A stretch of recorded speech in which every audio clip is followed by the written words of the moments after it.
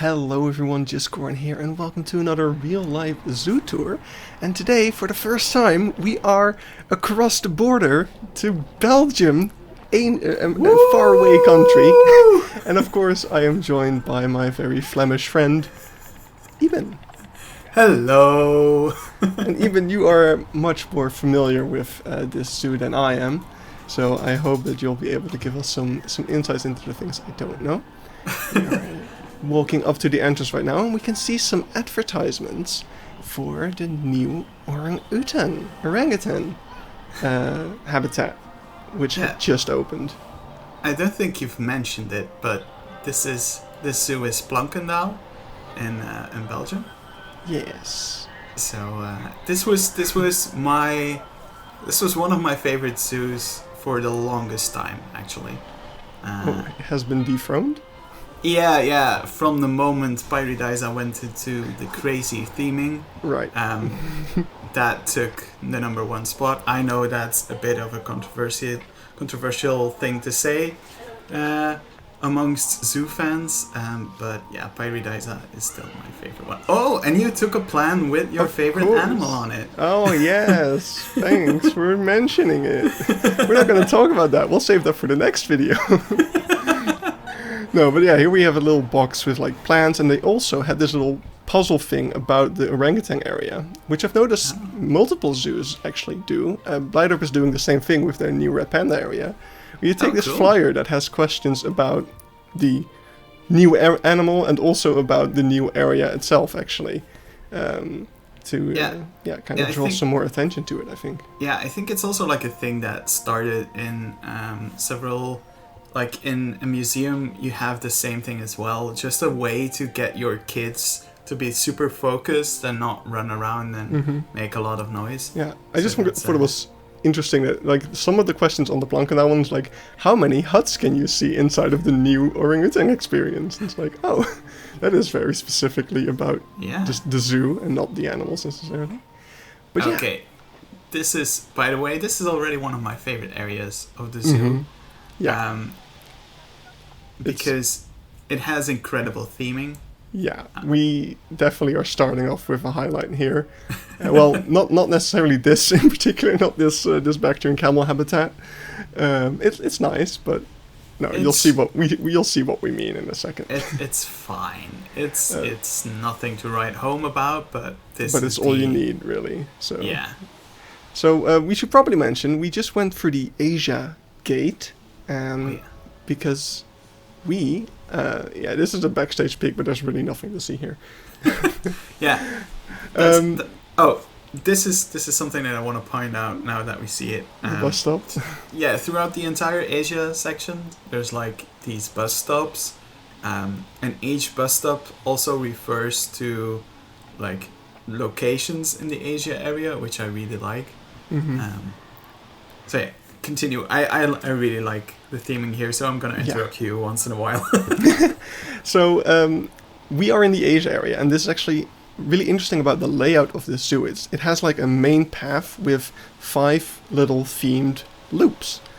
So that's why this zoo I've split into 5 episodes, and each episode will check out one of the loops. So today we're starting off with the Asia area, and we've got this amazing little village. Indian, I presume, village with just a bunch of little houses. So this is the Asian Nature Conservation Foundation building, where they talk a lot about the organizations that Planckendael sponsors and aids in helping elephants in the wild, which is super, super cool. And the theming here is just through the roof. It's like when you. I don't want to make I don't want to compare the zoos too much because they're 2 different kind of zoos. But like you have on one hand Paradise, which is super super themed, and here you have an equal amount of theming, but it's much more concentrated to like little spots like this, beautiful village. Just always been one of my favorite places to go to. Yeah. What I find interesting about this video, and I wonder what you think about it, is that there is no animals in this entire village area. Yeah, and I really like that. Like, I think if you're going to use themed architecture in your zoo, it should be a focal point, and it shouldn't be just a backdrop to whatever you're showing. So, like, I think that's really cool to add in a zoo like this. And I don't think that animals should be there to, like, make it interesting. I think this can be interesting on its own. Mm-hmm. So yeah, I really like that. Yeah, I agree, but I also thought that this, like, especially the school area, could be a really fun place to introduce, like, some smaller exhibits, like reptile or something like that. Yeah, I also get that. But on the other hand, yeah, I think I like it when it's just the architecture and it's just, it's not. It's. I really understand what you mean. You understand both sides of the argument. Yeah, I really understand. But both you lean sides on of one it. side. Yeah. So yeah, we saw two little classrooms. They both had kind of the same things inside, which I thought was kind of interesting. But yeah, here we see like just absolutely ridiculous theming with a bicycle repair shop. Over here we have a little shrine for the Indian elephant god, Ganesha. I probably butchered the pronunciation or not, I don't know. But yeah, just all of these decorations. Over here we have coconuts in baskets. I'm not actually sure. I think. And this is one thing I really like. Yes. On the little square between the classrooms, we saw like a painting on the ground, which is supposed to be like a sand painting. And over here you have basically an explanation of what those paintings actually mean. Yeah. The small bowls with sand do kind of need a refresher in terms of paint. They're turning a bit brown, all of them. Yeah. But yeah, overall, like, the one thing that I think Planckendael does really, really well, and you'll probably notice this throughout the entire zoo, is their signs. They have so much beautiful sign work everywhere. It's perfect. Yeah, and also over here you can see the trash cans. Each area has their own little cover for the trash cans as well to keep it all in theme. It's super, super nice. And over here then, we're almost at the animals, I promise you guys. We've been going for like quite a while already, but here we have a little tea plantation sort of thing. Yeah, and love it. Now we are finally getting to the animals. Yeah, and this is... It shows that with a limited budget, you can still do pretty cool theming. Like, you don't need to have loads and loads of giant buildings everywhere. You can basically do it with small things. So yeah, it took us a while, but here's some animals. And that's, I guess, a good thing about an area like that without any animals. It creates this build up, right? It raises, you're like, oh, when are we going to see something? And then here we are at the best animal in the world, of course, the red panda. And what I want to ask you about is, on the other side here, we can see some glass over there. That makes me think that used to be a viewing area. Am I correct in thinking that? I think it was. I've only been there a few times in the past. I haven't been to Planckendael like for a very long time. I've only recently started going again. So I think that might have been a previous viewing area, but ever since I went back to the zoo, it's always been like this. Right. So this is also a thing that is pretty common for KMA Zoos, which is Koninklijke Maatschappij Antwerpen, which is the organization that has both the Zoo of Antwerp and Planckendael in it. They have these little zoo education points, which you can find in Antwerp as well, which I really, really like. I really like them as well, yeah. The one thing that I've always thought was like that there's just so much text on it that I'm afraid that most people probably don't take the time to actually read them. Yeah, but they do have like a lot of pictures. It's quite short pieces of text. I really like this one especially, where it's just like... Yeah, this one.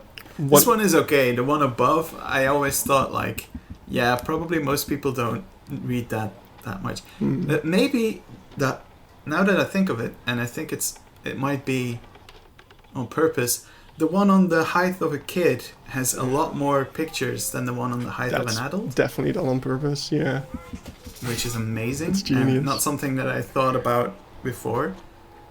So we're going to do that in our zoos from now on. Yep. So over here we can see, also in an Indian Asian theme, don't climb on the rocks.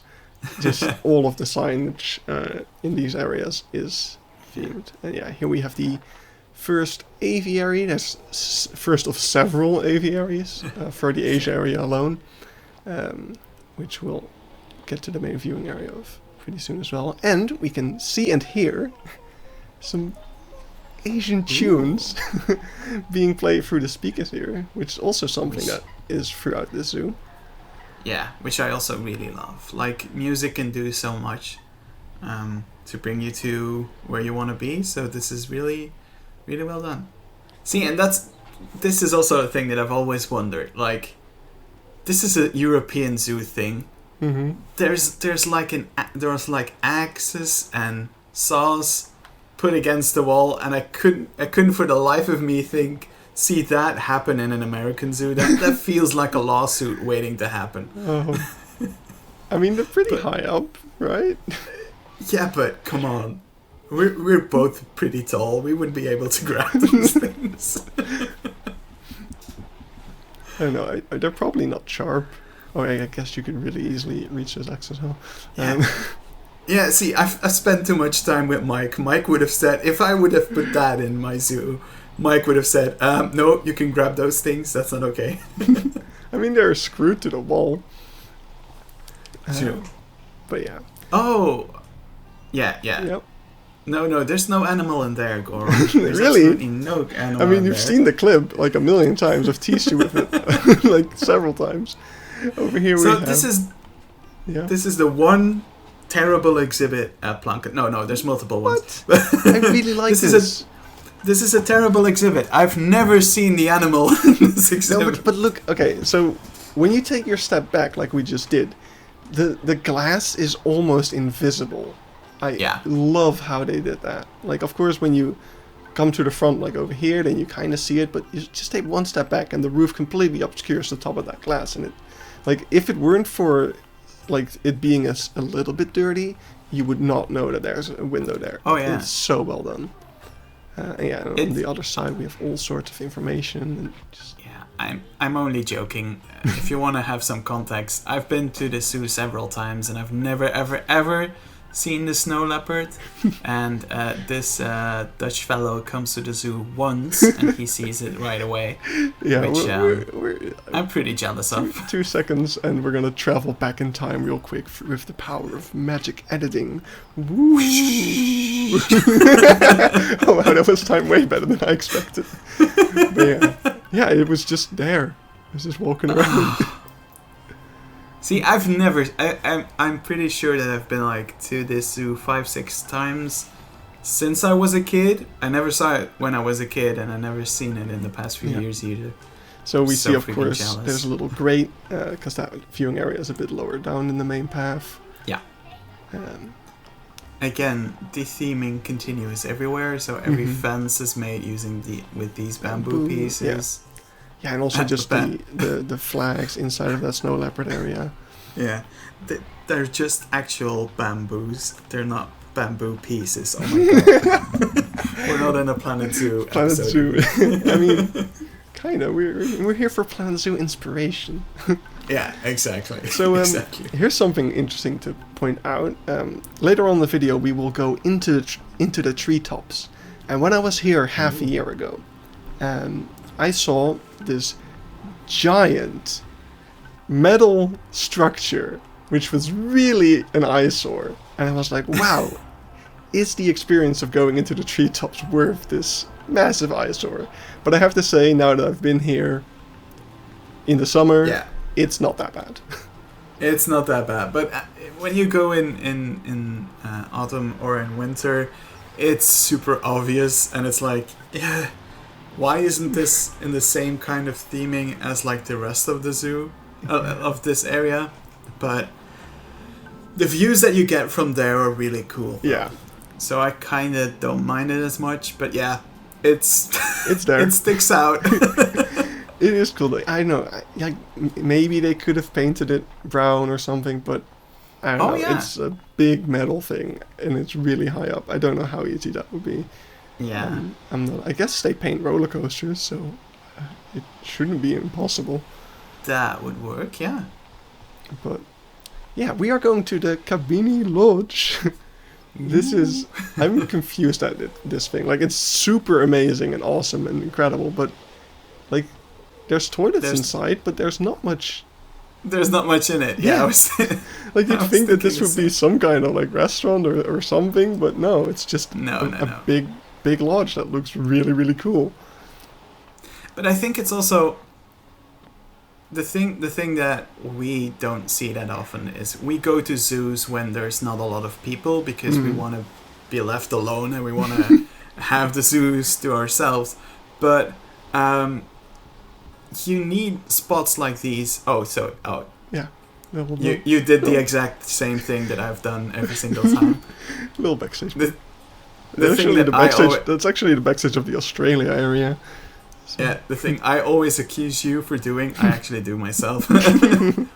But what I was saying, this is an area with the elephants, which are quite popular in Planckendael. Yeah. So this is a lot of space, and it feels like a very big empty space. But when there's a lot of people, this big empty space gets filled up quite quickly. Yeah, I can imagine. Fair. So yeah, that's also a thing that I've been struggling with in Planet Zoo. Like, I need to show some restraint sometimes because I want to put in loads and loads of stuff into an area, whilst in reality there's going to be a lot of people in certain areas. So I'm assuming, looking at the speakers here, that they might also do like keeper talks and stuff. And I think they do. Yeah.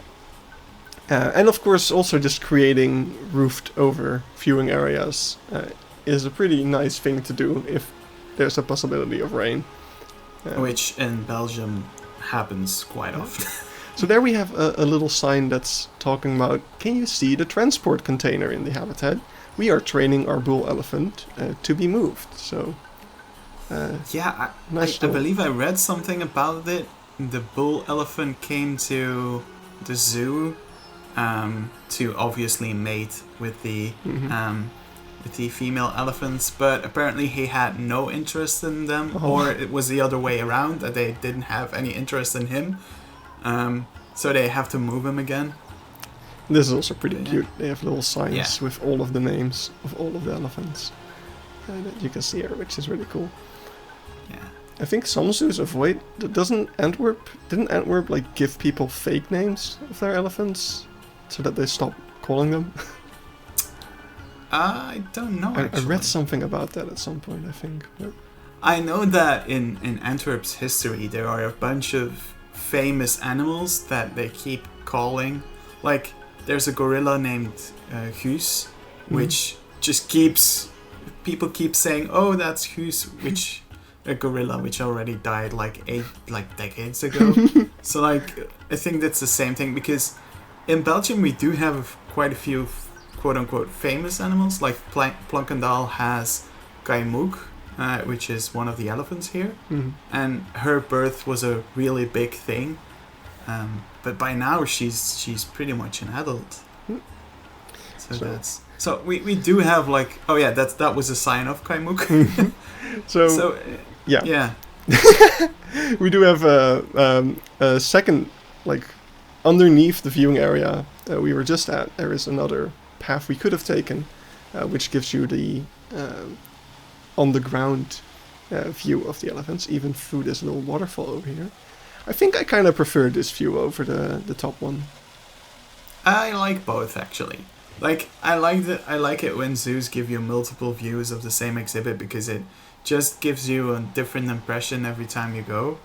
But yeah, this zoo, this is one of the things that this zoo does really well with a lot of their exhibits, is like make really cool viewing areas. Especially the elephant area has like multiple viewing spots. Yeah, we'll see them. Really... Yeah. On this side we can see the bull yard for the elephants as well, which is kind of alongside the other one. Which is, again, compared to... we've been talking about this recently in St. Reginald Zoo. Go watch that if you haven't. Ooh, advertisement. Ooh. But, like, when you look at elephant yards in Belgium and in the Netherlands, they aren't as big as they are in American zoos. So I don't know if our rules are not as strict, or if it's just like a lot of our zoos are historical zoos, which means that there isn't that much space to begin with. Yeah, but the biggest difference was like Wyatt gave us 3 elephant yards, and in any zoo that I've been in the Netherlands, it's just a bull yard and a family yard, and that's it. Yeah, exactly. Yeah. So on the other hand, we do have most of the time have big indoor areas, so I guess you could count that as a separate yard. True, because fair. So yeah, we saw a nice little. You're not going on the adventure path. I wanted to go on the adventure path, but then I saw there was another education sign over here. But then I walked up to it and I saw that it was the same one as we saw earlier. So I was disappointed. Yeah, the same way I'm disappointed that you didn't take the adventure path. Yeah, I'm sorry. I'm getting old. 90% of the reason why I watch these videos. So earlier in the bush, it was really hard to spot on camera, but there was like a tree house in the trees up there, and we saw a little staff path going that way. I'm not sure what it's for. I think it's just storage, I believe. Storage, okay. But yeah, here we see the rest of that adventure path. Which it would have been amazing if you actually took. Yeah, but there were people, there were like 2 people. I hear a lot of excuses again. Here we have some more just random little huts and theming. Yeah, and these have been here since I was a kid, I believe. I was going to ask about that, because the next one we see after this one appears to have what used to be a habitat in front of it. Yeah. I believe... it's something small. I think at one point it probably had cranes or something like that. We can see that's the staff path that would have gone to it, and here you can see on the right of the door, there's the little hatch that whatever was in here could have gone through. Yeah. So I recall there being, I think there were cranes once, but it's been so long that this. I haven't seen an animal in this area since I've started going back to the zoo. Mm-hmm. So like, at least in the past few years, there weren't any animals there. Yeah. I do have to say, it might be, for the people watching, this might be a really boring, long stretch of like no animals and nothing. But when I was here, like as a visitor, it didn't bother me at all. No. It was a beautiful area, just lush green, a nice path through all the, just greenery and all this nice little theming. I thoroughly enjoyed it, I gotta say. Yeah, and I think that's partly because out of necessity, because I don't think that Planckendael has that much room left to expand. So if you can make it in a way that the areas where there are not a lot of animals are just as interesting, or at least feel as interesting when you're walking through it, you can get away with having less animals. Mm-hmm. Which is something that I don't think the Zoo of Antwerp is doing well. I think Planckendael, it's so difficult not to go into an English accent when I mention Planckendael. Planckendael does a much better job at that compared to the Zoo of Antwerp. Planckendael, indeed. So, yeah, because we are at the edge of the zoo over here. Like, this water comes in from somewhere, not in the zoo. Yeah. But yeah, this is big building coming up. We are entering the elephant stalls, which is this really interestingly shaped. Like it's kind of like, it's not completely circular, but all the walls are curved. I think this was built around the same time the entrance was built, and it's kind of the same circular, not a circle design, which I really like. But the thing that I've been every year, I love this building. I think it's amazing. It's really well done. But please, for the love of God, someone clean up the cobwebs in the top, in the rafters. Cobwebs. I don't know how to pronounce it. Just clean the ceiling for once, because there's so many spiders over there. It's insane. So yeah, one thing so here's a nice little sign about why the bull is separated from the rest of the herd, which people might be wondering about. And here we have some really, really cool educational things, except they have been kind of taken apart. Like, I remember it last time I was here, so let's travel back in time again. There's these little handles, and you can open them, and there's these little dioramas, and they're so cool, but they've shut them. They've closed them off. Oh. I think it's a bummer. That's stupid.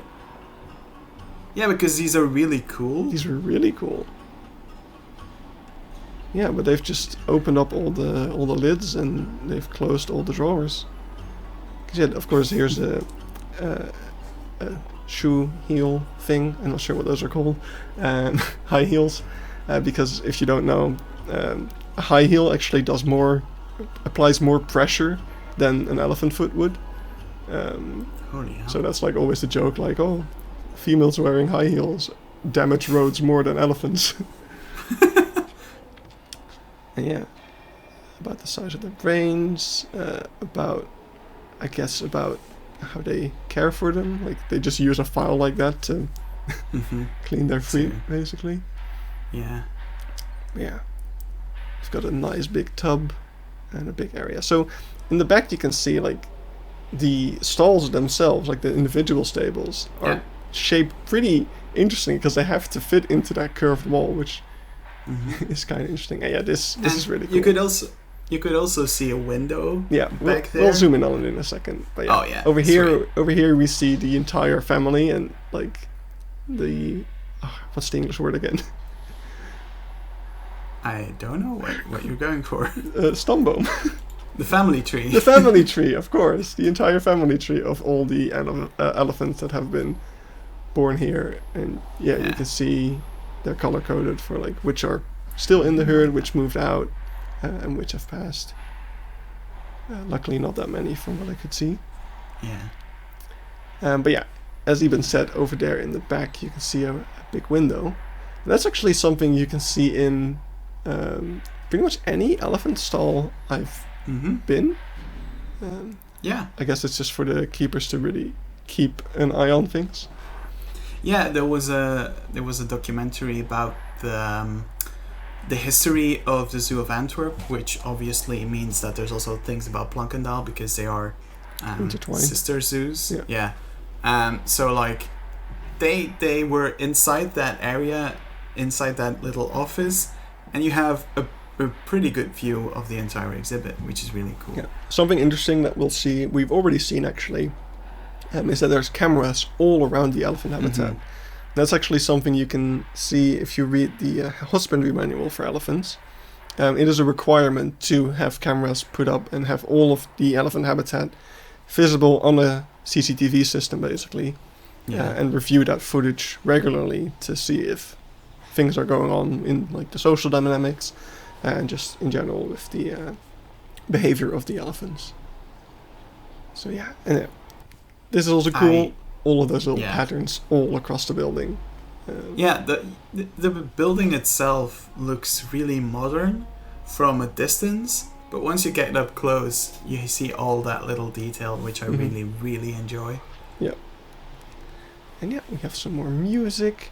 I'm not 100% if I agree with you on the music. I get that in some cases it can help with immersion, but if it hits just wrong, it completely pulls me out. Oh yeah, that too, yeah.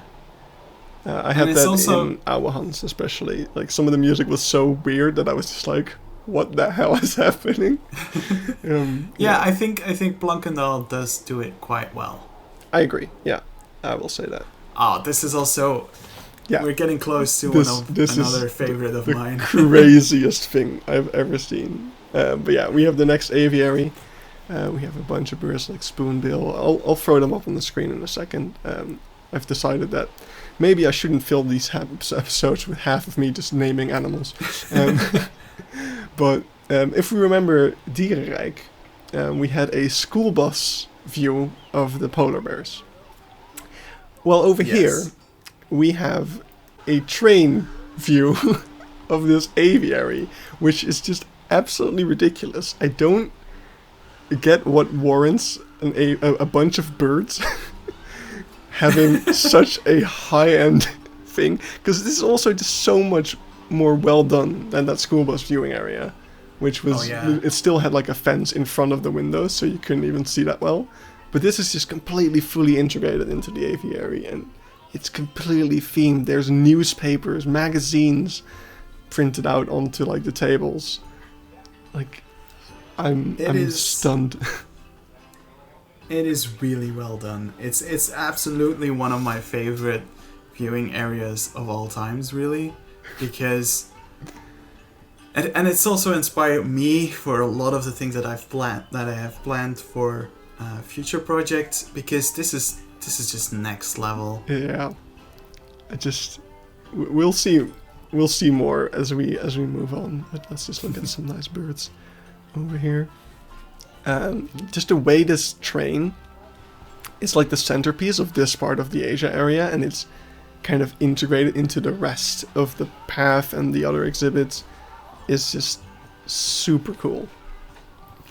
The one thing that is difficult with this train is when there's a lot of people in this train, it's super difficult to navigate. Yeah, I can imagine. You want it to be like one way. Yeah, you want it to be empty when you're when you want to go into this area. That too, but also you would, if it would be busy, you would probably want people to move in one direction only. But yeah, I've noticed during COVID, zoos tried doing that. It doesn't happen. Nope. People do not obey. People are going to people. People will people. Yeah. I guess that's why Planet Zoo never implemented one-way pathing. Yeah, I mean, it's not realistic. Even with all the stops and stuff. And yeah, we can see some backstage from here, which is fun. Look, a fire extinguisher. Wow. Oh, whenever chance you get to get some backstage views, you'll do it. Of course. That's what we're here for. Why else would these videos be 1 hour long? Yeah. So yeah, we're exiting the train again here at the stop. Which is just beautiful. Wow. Yeah. So now we're gonna move on to like this. It's kind of an interesting area. This is actually a dead end, so you kind of just walk back and forth. But I think it's done relatively well in the sense that there's things on either side, and there's this. Yeah. Yeah, and I mean, I don't always think that a dead end is bad per se. Like, I understand that from a park design, it's better that everything flows well and there are no dead ends. But sometimes dead ends give you the time to just take the time to walk around and to really look at everything that's there. So I don't mind it that much, really. Mm-hmm. Yeah, I remember in certain zoos, like you have a path with things on either side, and you'll be focused on one of the sides, and then you reach the end and like, oh, I still want to see the other side, so you walk back anyway. And this is so cool, by the way. Just how the train track continues on through another aviary and then out of the viewing area. Now, I do want to say, and that's not a bad thing per se, because I do think Planckendael has been catching up with it, but the Asia section is pretty much the most themed of all the sections. I think the second one is then the Australian section. Yep. And it doesn't keep this level throughout the entire zoo, to be honest. No, be prepared. We are starting high and we're ending low with these videos. Every episode we will degrade.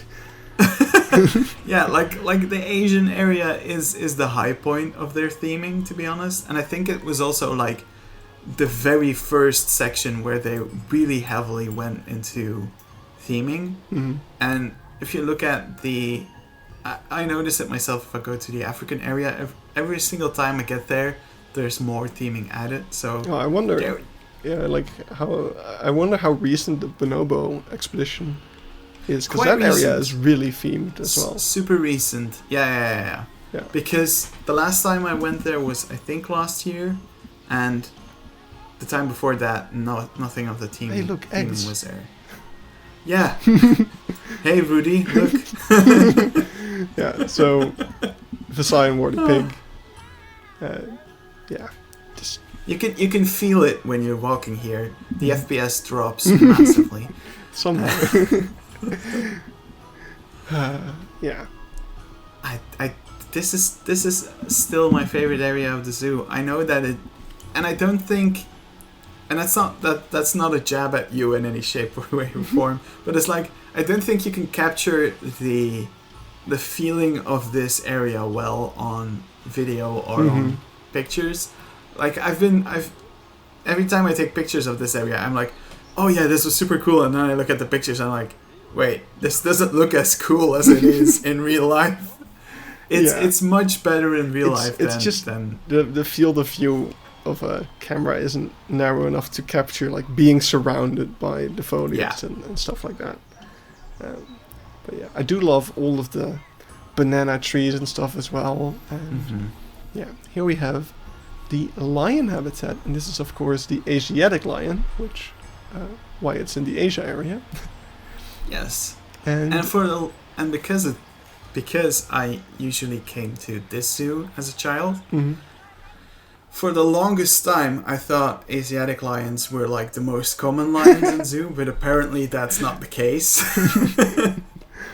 I've been told that no, like African lions are really, really common, and I was like, what? I've never seen African lions. I've only seen Asian lions. Like, what the hell?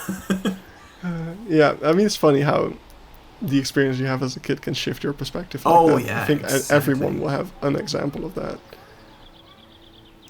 This is just... See, this is another one of those bus stops, right. And each bus stop refers to the other ones in the area, which just creates such an amazing cohesion. Coherent feel throughout this entire area, which I just absolutely love. I'm fawning over this area, but it's really one of my favorite areas of the zoo. Yeah. So I am totally biased by this. I want to take people's attention real quick. Look at how the path over here crosses into the lion habitat. Ooh. That is so cool. I didn't notice this until I was editing it, so I didn't really film it properly, and that was the only point where you really can see it. So I just quickly wanted to shout that out, because otherwise... Yeah, because I keep talking. I'm sorry, everyone. No. That's what you're here for, please. I wouldn't be able to talk for an hour if it weren't for my guests. Well, you did pick someone who talks a lot, so that's good. I'm glad. Yeah, we can see the other area we were at. Yeah. And, oh, look, a lion. Yes, Ooh. We can see some animals.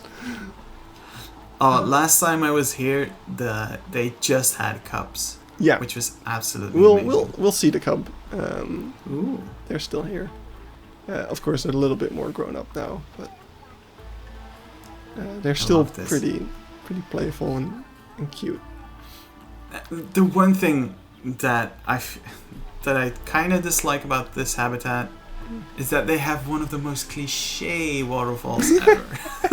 Yep, there it is. It's just here. We put a fountain that goes down. Yep. I also wonder why there's a hot wire around the edge of the water. I guess the water itself wasn't enough of a deterrent. I mean, I know that they don't like it, but I know that... I mean, don't like it is a wrong word, but I know that lions can swim. They just don't do it that much. So I guess that's the reason. Yeah. Over here, again, the train track continues all the way past this aviary. And from there we can see this. So this is the cub, actually, I think. Wow, is that the cub? What? Yep. Already quite grown. Oh my. I remember when he was like this big. Points with hands. even that doesn't work on video. Oh, well, yeah. it would work on video, but not not in voiceover. But yeah, really, really cool. I love it. But yeah, this train track continues all the way to the new area, but we're gonna quickly take a look at the other side first, which is this other aviary. And yeah, we can see in here a bunch of cool birds. I'm not sure if all of the birds that are signed as being here are still in here, because some of these birds can also be found in some new aviaries in the orangutan experience. So I don't know if they have them in both or if they transferred them.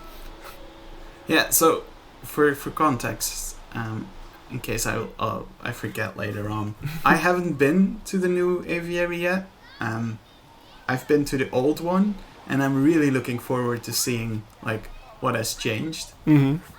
Because yeah, the old one was nice, but it was getting to a point where a bit of a renovation was in order. A good thing. Yeah. Yeah. So we can see the demoiselle crane and the Indian peafowl over here. We can see another. We've seen this around the area as well. A bunch of these like very Indian transportation items. Mm-hmm. Which I always wondered why Planet Zoo had those, but hey, here they are. It's not unrealistic. I never wondered that because I saw them. I've seen them for my entire life. So. So yeah, here we have this is a new orangutan experience, and what we can see, we saw just a guy standing in the moat right over there. The outside area was not 100% finished yet. The moat was still being filled. The last bit of planting was being done, so it's not 100% finished, but most of the orangutans are already on the inside, so we do get to see those. And so yeah, over here, we can see an aviary is still being constructed over here. Yeah, I mean they did have a lot of delays because of COVID, and I think at one point they weren't even sure anymore if they were going to get orangutans. So I'm really happy that that would have sucked. Yeah, that would have made it a lot less amazing. But welcome to the orangutan experience without orangutans. Yeah, the one thing we don't have is orangutans. I'm sorry. We put up this cardboard orangutan for you. But yeah, you can see all of the brand new planting. Of course, it still has to settle and grow. But yeah, I'm assuming this entrance is new. At least I think it's new. Yeah, it looks. It does look really new. It looks very new. Just this fresh wood. Yeah, and that's one of the things that we don't really do in Belgium when it comes to this kind of theming. It's just like, oh no, we'll let nature take care of that. We're not going to try to make it look weathered from the start. We'll just let the weather fix it. All right. So here we are on the inside. Now I'm guessing the outer walls, all of that rockwork is kind of old. Because I believe it is. That looks quite weathered and like it would be old. Here we can see a nice hole. What a hole. But yeah. Why didn't they just cover that up? Maybe they will. I guess they will. I would kind of make like a little thatch hut out of that or something. Yeah. So far, I can recognize a few things that were there before. But I don't know how much is really still there from when I was a kid. You're digging into deep old memories. The one thing that, and I feel so bad for saying this, but ever since we went to Burger Zoo, no tropical house will ever compare and will ever hold up. Yeah. this is nice. This isn't bad in any way. But if you walked through The something birdless that bush. Yeah. yeah, which is basically an actual rainforest at this point. Yeah, anything else just doesn't look as good. I mean, this was a nice little. This is nice. This is nice. I want to try to be a little bit more critical because it's one of my favorite zoos. So All right. All right. I'll just be here like, look at all the pretty plants and the little adventure path, and look at that rope bridge. Yeah, I just don't want to. I just don't want to sound too biased because there's a lot of nostalgia here for me. So I'm willing to see like a lot of the flaws. This go like, little pond over here. I wonder on the map. I should have grabbed my map. On the map, I could see an icon of an otter in this house. I wonder if that's gonna go inside of that pond or something. I'm really not sure. But yeah, we can see even these tags. I think those are literally the store tags of these plants still being on them. Honestly, not surprised. And yeah, I think over here is going to be like a waterfall, which is currently still not running. It's nice to get an idea of what an area in a zoo would look like if it's brand new. Yeah. I think we should at least try to do something like this in St. Reginald as well, because this could be a lot of fun. Yeah. Oh yeah, this is still from the old days. All right. I recognize this right away. yeah, and a bunch of the birds in here, like the emerald dove and the bank myna, were also in that previous aviary. So I don't know if they maybe have been transferred or if they're just in both or something like that. So I think this used to be just the walking route, right? Going to the restaurant. Yeah, exactly. But now it's blocked off. I don't know if that's permanent. Looks like it. I guess it might be temporary. Because I think it's the goal is to connect it to the restaurant again. Oh.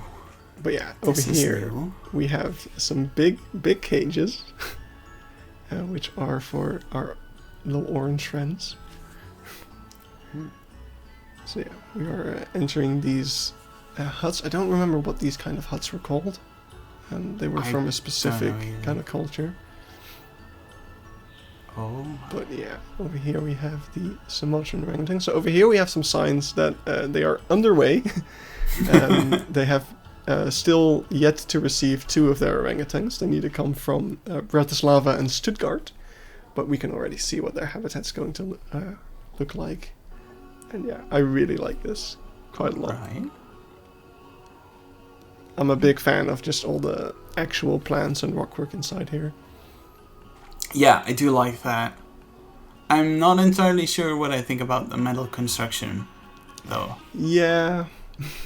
But that's just me. I know I'm a sucker for like really themed things, and for me that clashes a bit. Mm-hmm. I don't want to be too negative, but it looks good. It looks good. Yeah, I'm coming from like a few days before this. I went to owl hunts for the first time, which is actually the first time I saw orangutans. And their indoor area was a lot more, shall I say, concrete. Oh yeah. So this was a nice change from that. But yeah. Honey, they're watching. Over here we have the northern white-cheeked gibbon. I just love those. Super cool. I've missed these so much. Like, this was really the saddest thing about the fact that they were doing this entire build. Because I was like, I could never see them. And I was like, come on, where are they? Please give them back. It took away my favorite toys.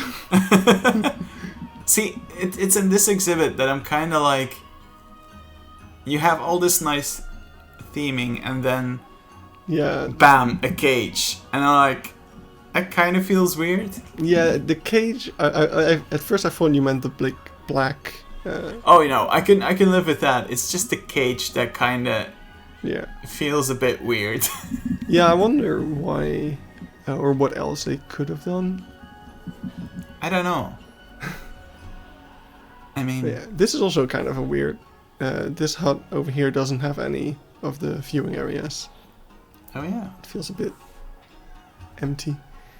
Yeah, it's probably going to add a few things, I guess, in the future. Perhaps. Maybe some education stuff. Yeah.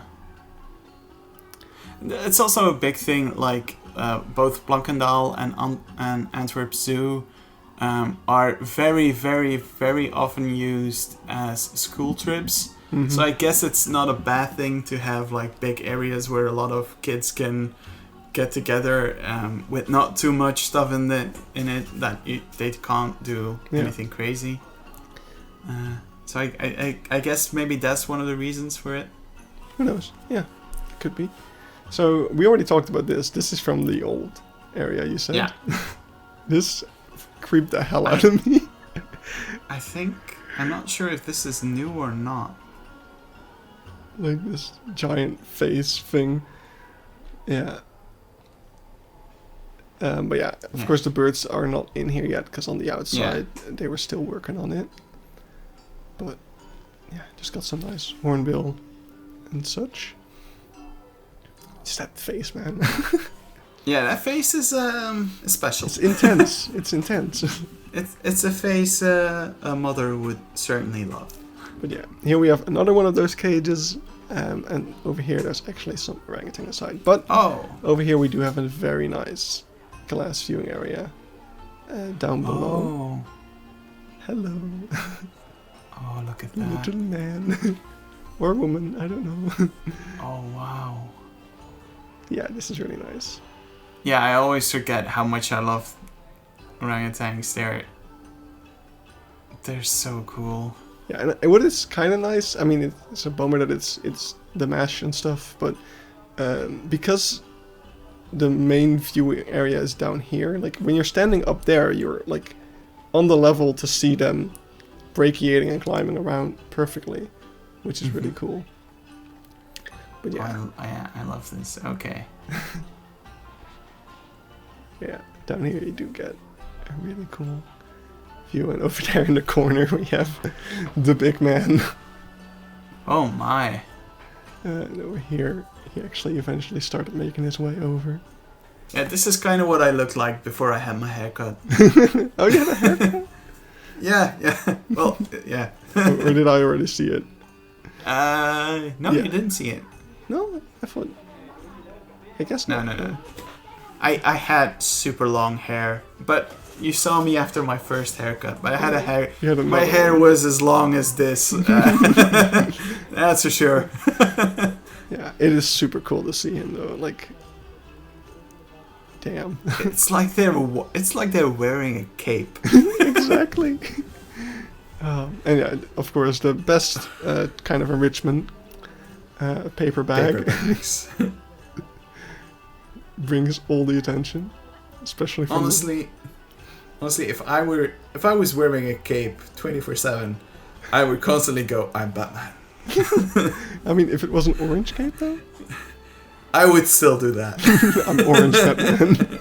Exactly, I'm the Dutch Batman. fruit Batman. Oh, fruit Batman! I like that. Yeah. Oh man. Just enjoying some orangutans here. Yeah. I do like seeing what I like. I really like how all of this wood is super new. Not I would like, I prefer if it was. I like it much more in a few years. But I like the fact that we can see how a zoo looks like. What a zoo looks like when they do an entire new area. Right at the moment they release it, because I do wonder though, like, would the indoor wood degrade as much as the... I think it would more than the outdoor wood, because it gets so much hotter and so much more humid inside. I guess, yeah. I mean, not to the level that the bush gets, because that was... I'm still surprised that we survived that, to be honest. I didn't. I was sick for a week after that. But that's a story for another day. I'm sorry for laughing at you being sick for a week. I'm showing myself on my best side again. But yeah, we're going back outside, checking out the outdoor islands. And yeah, Just the climbing frames here are super nice. Yeah, they are super, super cool. They almost look like Wyatt made them. Almost. Almost. And yeah, from here we can also see the rest of the elephant stables in the back there. This is kind of where the walker route used to go. Was that a stork nest on our...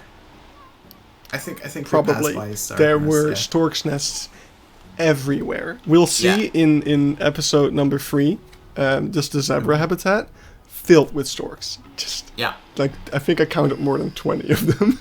Planckendael has a very, very rich history with storks. Yeah. So this is kind of interesting. All the ropes on the side of the islands. I guess to help. I guess if they fall in, Yeah. Because these are quite steep, right? Mm-hmm. I think so. Like probably, definitely more than 30 degrees. Probably close to 45. Yeah, definitely. Anyway, over here, I didn't know what this was at first, but I think this is going to be the new red panda habitat. Oh. Yeah, I was thinking, like, there's no way this is part of the orangutan gibbon habitat, right? No, like, yeah. I would be able to grab the gibbon out of that exhibit. Not that I would. I'm not the kind of person that would do such a thing. Please don't arrest me, people of Planckendael.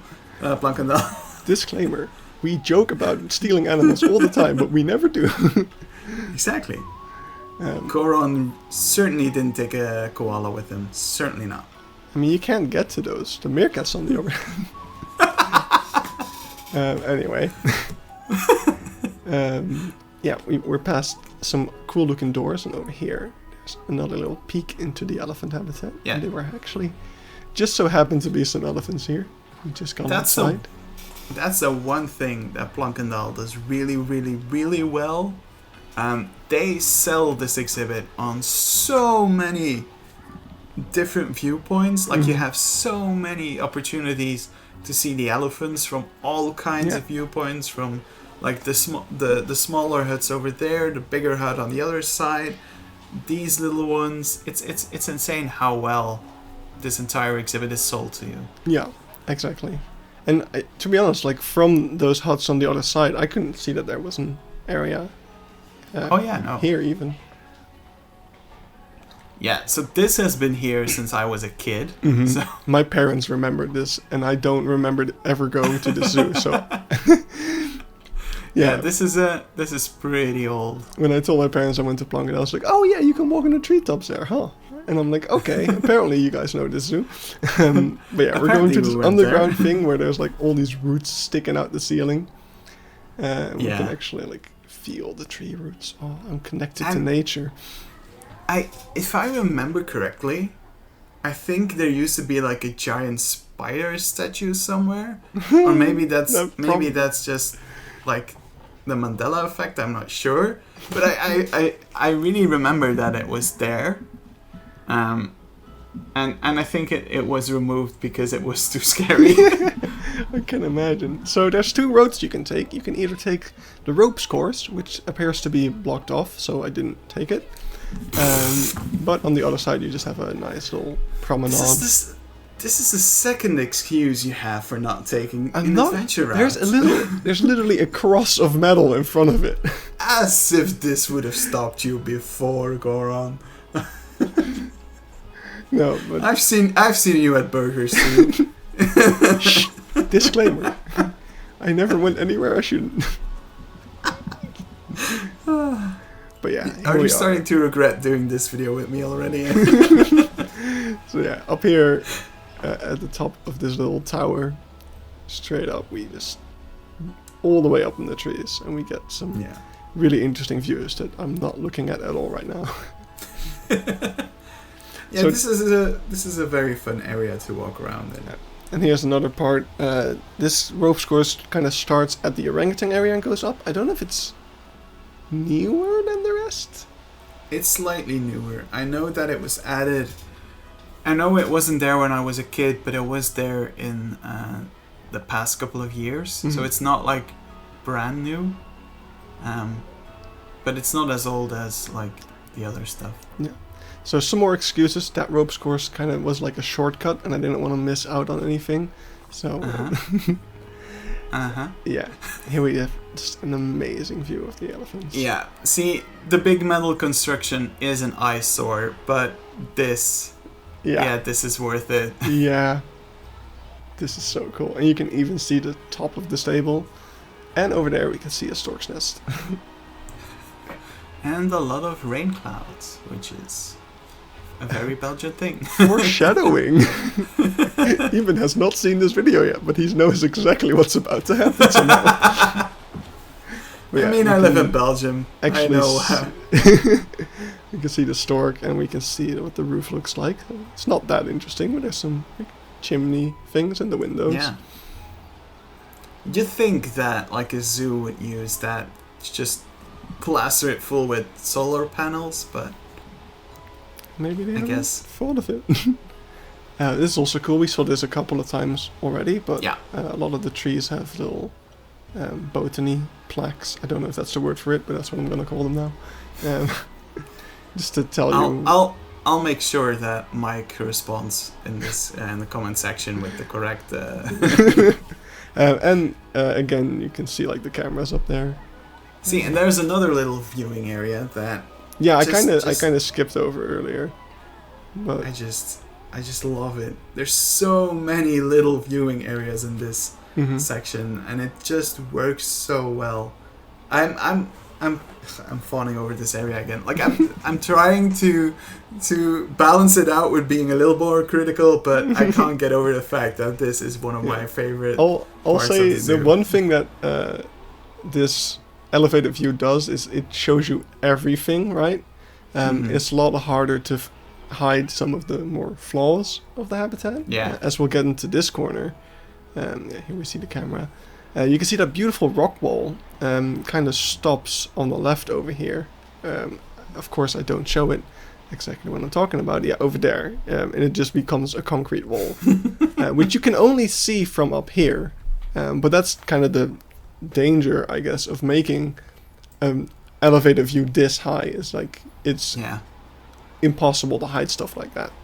Yeah, but I think the second danger of this is that if people take this as their very first way of viewing the habitat, you've essentially already shown everything. And people will go, oh yeah, we already saw the elephants, we're going to move. Yeah, and I think that's why it's nice that the areas have a recommended walking route, which overall I think is done really well, with this Asia being the exception to that. Because for some reason, the first entrance you see as you enter the zoo is actually the exit of the Asia area. But it looks like an entrance because it has like a nice gate and everything, because it's also trying to draw people to the restaurant. And I always take the exit, and it took me until the my last visit to realize, like, oh, this isn't the entrance to the area. This is the exit to this area. Well, I'm glad that my intelligence has been proven superior to yours, because I've never done it wrong, but I have noticed many people messing it up. I'm just going to ignore what you just said. Yeah, over here we can see how nature has taken over this metal roof. Which is nice. Oh yeah. Electrical cabins. That's something that we quite often forget to add in our zoos. They're everywhere. Yeah. That's also a thing that I want to add more. See, it's these kinds of zoo tours, and it's the reason why I like watching them. It's because it gives you so many things and so many ideas to... Yeah, that's why I try, like, yes, I could have cut up this video and made it like a 20-minute video, but then you would miss stuff like that. Like the things that I maybe not even thought about while I was filming it, but just by filming everything and showing everything, you get to see those kinds of things. I also really like the fact that you don't shy away from showing the flaws in the design, like the concrete wall that we could see, because I also feel like people sometimes when making zoos in Planet Zoo, and it's something I'm guilty of as well, is you want to do things as perfect as possible, but in real life, people, architects and zoo designers and people who build things are flawed. Yeah. And will also make flawed designs. Yeah, or they will design it a certain way, but I mean, that concrete wall, they could have just continued that rock wall that they had. Yeah. That was probably the design, but it was either cheaper or, as you could see, that concrete wall was next to a puddle. It's more waterproof that way. Okay, this is kind of fun. We can see this lifeguard vest thing over here. And we actually saw one of those next to the lions as well. I thought they were part of the theming until I re-encountered them several times. And I was like, oh, no, they're actually here for if people fall in the moat. Yeah, exactly. But as I was saying, like, I do think it's important that when you're making something in Planet Zoo, feel free to make something that isn't perfect, that has flaws, that doesn't work as well as it maybe was intended to work. And I think that adds a lot of character too. Yeah. Also, feel free to do the other thing, of course. We're only suggesting. We're not forcing you to play the game in a certain way. Yeah, I mean, we're pretending to be experts, but we're not. We're absolutely not. we're just trying to get by. We're just 3 zoo nerds trying to do whatever we think is the right thing to do. Looking up how trucks turn around and how you would build a rapids ride, like stuff like that. Yeah. But yeah, I think that's the fun part. And that's what I try to capture with these videos as well. And look, they're making a pond or something. I don't know what they're doing. Yeah, more of those little electrical boxes. Yeah. Like, I feel like those things are probably around anything that has like an electrical wire, to be honest. Exactly. That, and if once we get to recording But Here's Zoo, there are so many taps everywhere. I've gone on my tap hunt in Bergen, and I haven't really found that many. And I think the difference is that Bergen doesn't have many big like concrete squares. Yeah. And that's where you're going to find the taps, because they need them to wash off all the concrete. There's the rain. Yeah. I was going to say, looking, when I saw that from one of the from one of the viewings there, okay, it's fine-ish. I mean, it's still, we're going back in time real quick to go to the restaurant. So here you can see everything's more under construction. But I don't ever want to hear people complain about us getting boats in Planet Zoo, by the way. No, the one thing that I don't like as much, you could see it in the floating clip. thing? Yeah, it's just like these floating platforms. Now there's a big concrete wall that kind of blocks your view. I think that's going to be submerged though, once the moat is full. I hope it is. See, this is also, I really love this area. Yeah, been a big fan of this. Why is there a doctor here? Yeah, I never understood that either. I guess it's just, just random, like, here, an Asian doctor. Yeah. This is usually the place where I sit when I am having lunch. Because not that usually many people here. Yeah, most people sit on the other side of the wall. I'm always over here, and I'm like, don't bother me. So we're gonna take a really quick, brief look inside. These are really some very short clips because I'm way too awkward to film a lot in here. But yeah, we have some of the tray collection things, and over here is the look, a lot of tables and stuff, which is way too blurry because I didn't want to film people. But yeah, here they were already advertising the orangutan area, and then here's the self-service area. Yeah, the food isn't amazing, but it's quite good. Like, I'm used to zoo restaurants only selling like fries and burgers, but here they had like spaghetti and all sorts of stuff, which I thought was quite interesting. I mean, I still bought a burger just because that's what I'm used to, but I mean, they have other stuff. Yeah. But wait, the viewing area. Maybe we'll see it in a later video, or maybe I'll keep talking about it. That viewing area on the right, but that one is quite low. So I think you will always still see. It's low because it's with the water level, and the moat is now kind of drained. So I think once they fill the moat back up for the orangutans, I do hope that you don't see the concrete wall, because that would be an eyesore for sure. Yeah. No, I think that will solve itself. Probably. See, this is the way I usually enter this area. Yeah. So yeah, here we have the European bison, or the wisent. Yes. Really, really cool. These are the oldest. I think still the oldest habitats of the zoo by now. I'm trying to think. Because I know the European area is a bit newer than this, so I guess those habitats might be the next ones on the list to get a renovation. Interesting. Yeah. On the other side of the pond, we can see a little primate habitat of sorts. I'm really glad that they keep those away from us. That there's so much space between us and the Homo erectus. Homo sapien. But yeah, those habitats really aren't all that special indeed, but they serve their purpose. Oh yeah, for sure. And like, it's these kinds of exhibits are, I don't want to call them boring, but they are.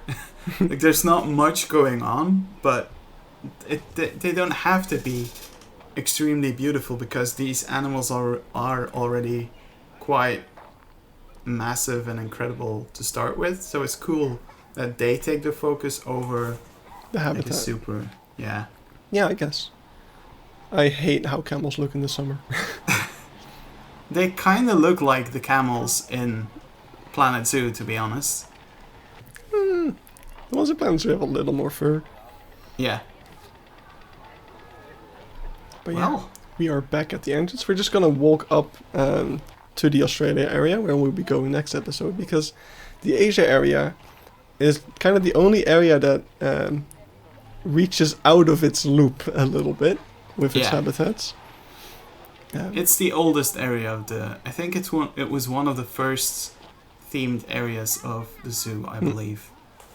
I know the other exhibits are older, but I think this was the first one that they really, really went into. Okay, we're gonna theme this to the level. I don't think I actually filmed it, but we just passed that entrance/exit that kind of tells you.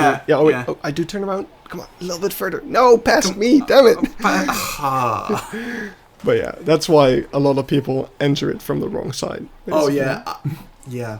I don't think I'm gonna start entering it from the right side, to be honest. Oh, that donut shop is open. Yeah. I've never seen it open. Yeah, I was quite surprised to see that as well. But yeah, this is the official entrance. And yeah. Yeah, the one that I never take. Across from it. Oh yeah, I get what you mean. We have the Indian rhino, which is also technically part of the Asia area, and also has the same Asia-themed signage. As well as the viewing area is a little bit Asia-themed as well, with the same like trims.